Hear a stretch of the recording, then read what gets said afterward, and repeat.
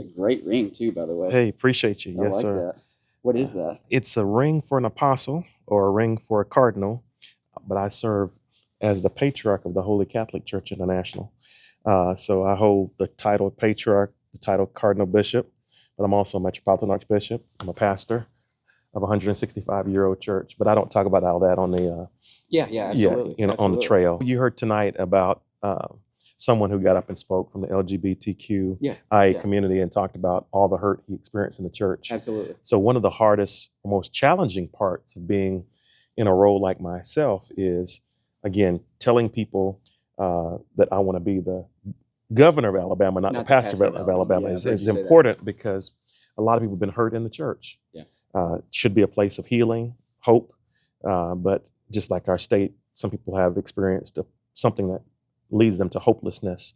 So you heard about the treatment, mental health needs that exist there. Absolutely. So usually I don't lead in with that at all. Yeah. But my faith and my background is why I do what I do. Right. Absolutely. I'm driven to listen to people. Mm-hmm. My wife and I, when we teach, when we share from a business perspective, she's a vice president of a large corporation. Mm-hmm. She's on the HR side.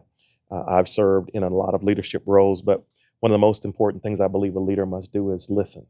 Absolutely. I think we should spend more time listening than communicating. So that's what I do for a living. I listen to people. I'm a Christian clinical therapist. Mm-hmm. I'm a person who spent time on the mental health side. I was trained by a psychologist who practiced for 30 years. So just bring a different side, different experiences, different educational background to the table. Absolutely. There's a lot of hard conversations that people aren't willing to have and people aren't willing to listen to because they already have their mind made up about who this person is, and they don't care about their plight and their journey that they're going through and the exactly what he was talking about, that he felt like he couldn't be himself. Exactly. And I think a lot of people go through that, and I struggled with alcoholism honestly for forever, and I've sought validation through people, and I talked to that guy and I was like, look, I don't know much about what you guys do because honestly I don't know a lot about the LGBTQ community, and I probably have done. I've been one of those people that had my own thoughts and opinions and characterized people before I met them. Yeah. But especially hearing his testimony today, it was very eye opening because I was like, I feel like we went through the same thing, even though it was different. You know what Absolutely. I mean? I think we could have a conversation and find some common ground. Absolutely. And I think that we're missing that a lot. Especially in Alabama. People don't want to look at Alabama as being an inclusive state. Mm-hmm. A lot of people have this nativism type mentality or mindset, meaning if you don't look like me, talk like me, I don't want to have any part of you. Yep.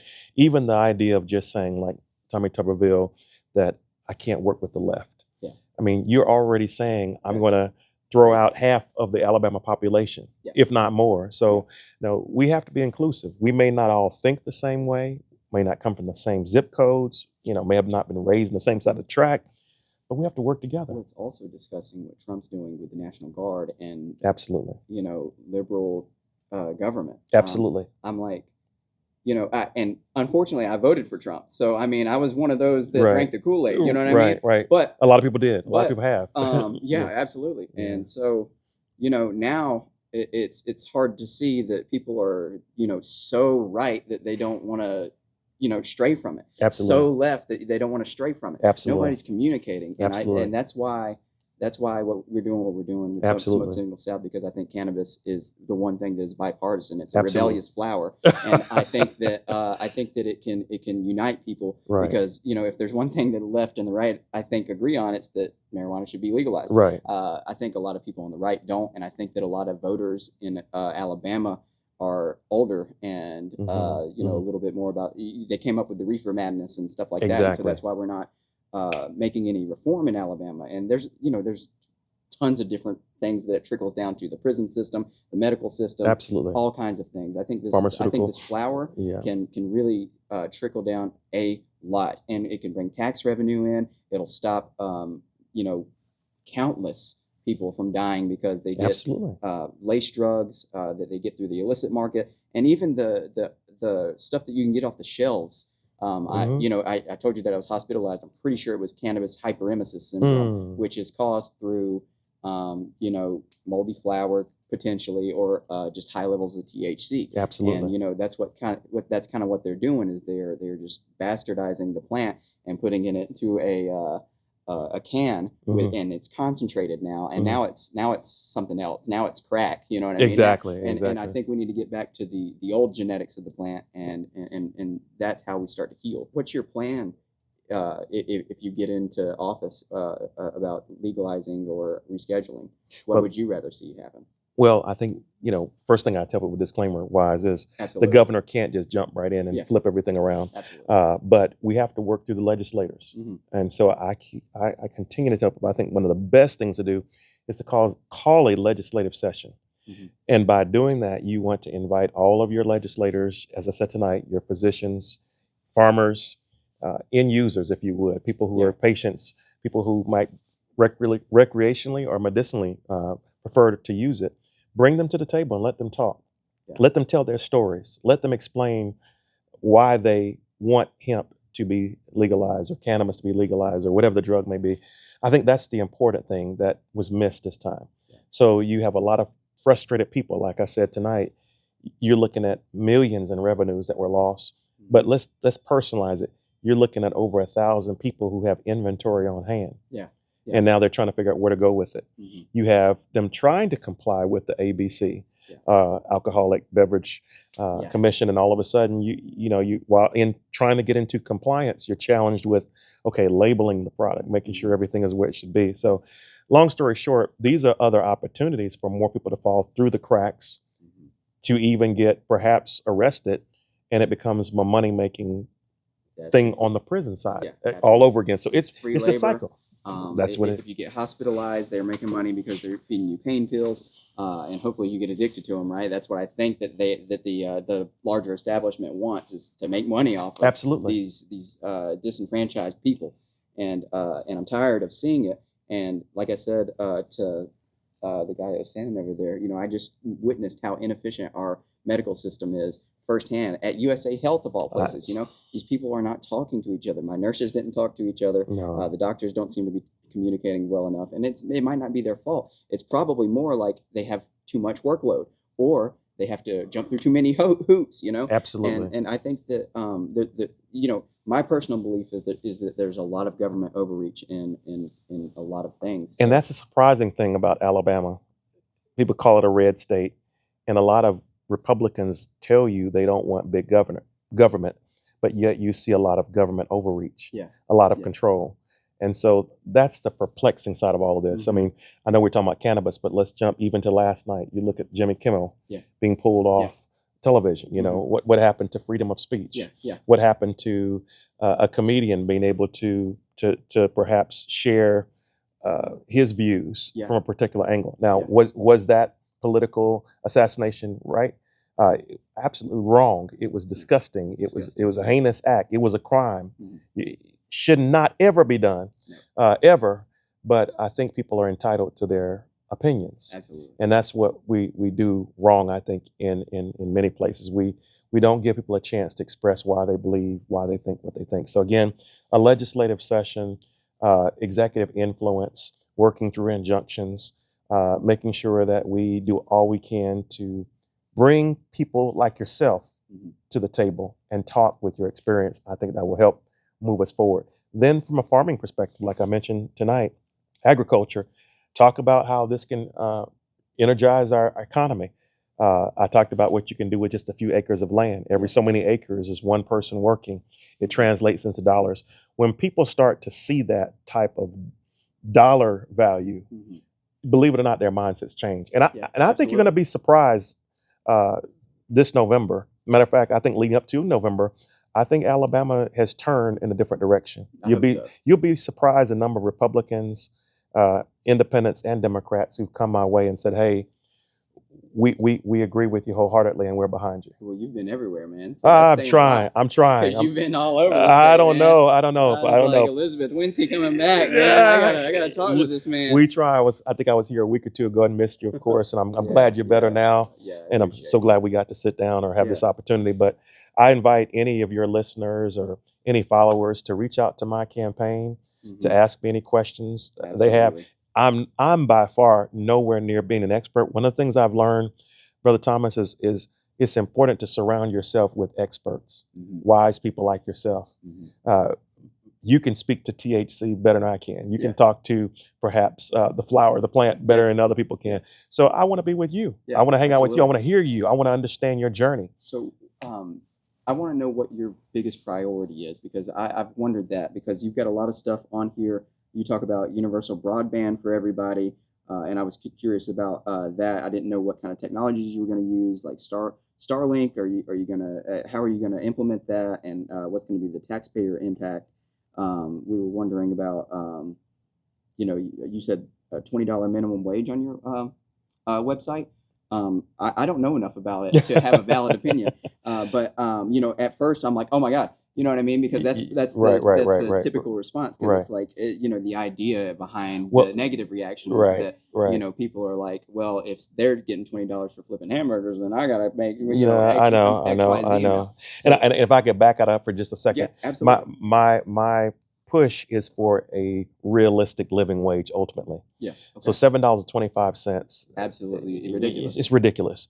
But organized labor pushes for a realistic living wage, and that might not be $20. So I'm just making a point. What I can tell you by the numbers is this: whenever you pay a realistic minimum wage, it adds probably at max 20 cents to a quarter on a hamburger.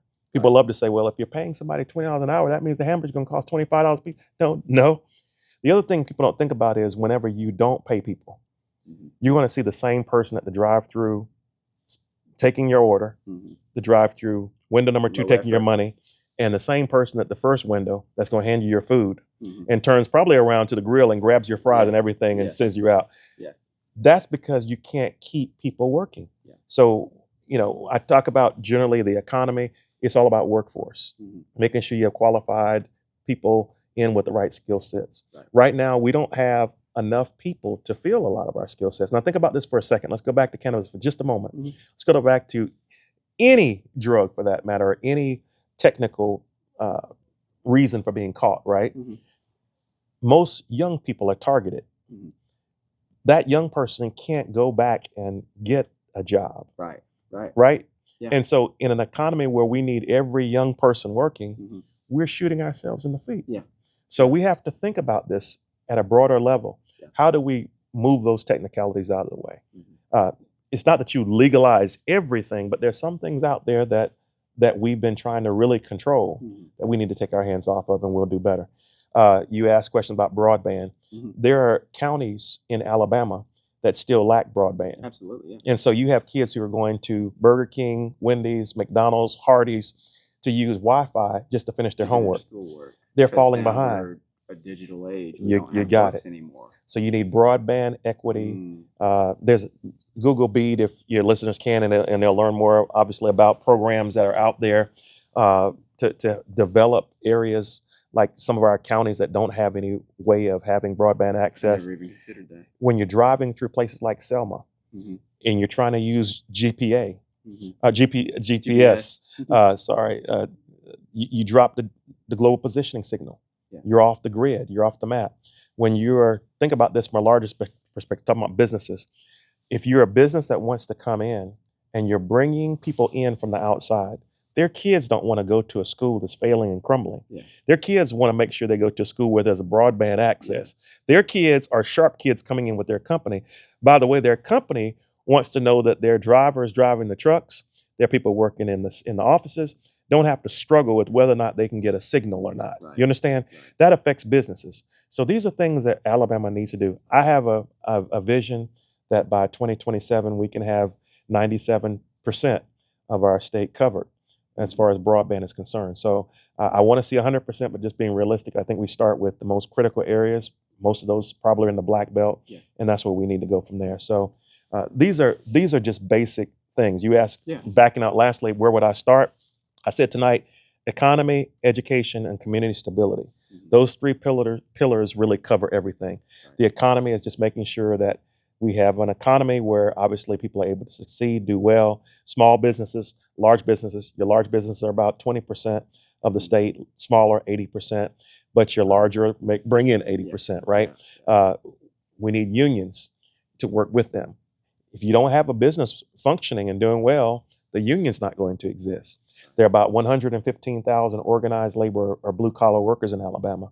Interestingly, there are about 18,000 people within this right to work state that also lean on organized labor to fight for them when they're in trouble, but they never pay a union due. So you can imagine how union people feel when you're covering 18,000 people and you're already seeing your lowest numbers of membership since 1971. So it's a struggle, but we can all work together to move our state forward. So I'm not preaching a Democratic message, a Republican message, or an independent message.